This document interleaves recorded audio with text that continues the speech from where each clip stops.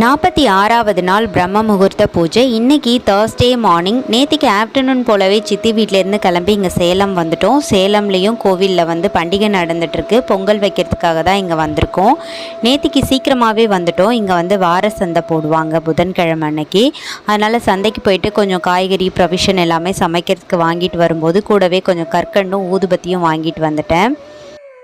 வழக்கம் போல் 4 மணிக்கெலாம் எந்திரிச்சிக்கிட்டேன். கூடவே பாப்பாவும் முழிச்சிக்கிட்டு அழ ஆரம்பிச்சிட்டா. அவளை சமாதானப்படுத்தி தூங்க வச்சுட்டு வர்றதுக்கு கொஞ்சம் டைம் ஆகிடுச்சு. குளிச்சுட்டு வாசல்லாம் தெளித்து கோலம் போட்டுட்டு விளக்கேற்றி நல்லபடியாக சாமி கும்பிட்டாச்சு. ஹாலில் தான் நாங்கள் தூங்கினோம். அங்கே தான் சாமி ரூமும் சின்னதாக இருக்குது. அங்கே வச்சு விளக்கேற்ற முடியாதுங்கிறதுனால இங்கே வெளியில் கிச்சன் பக்கத்தில் ஒரு எம்டி பிளேஸ் இருக்குது. அங்கே தான் வச்சு விளக்கேற்றி சாமி கும்பிட்டுருந்தேன். இன்றைக்கி பூஜை நல்லபடியாக திருப்தியாகவே முடிஞ்சிச்சு. இது கூடவே பொங்கல் வச்ச வீடியோவும் சேர்த்து லாங் வீடியோவாக ஷேர் பண்ணியிருக்கேன். கீழே கிளிக்கபிள் லிங்க்கில் கொடுக்குறேன். கண்டிப்பாக செக் பண்ணி பாருங்கள். தேங்க்யூ.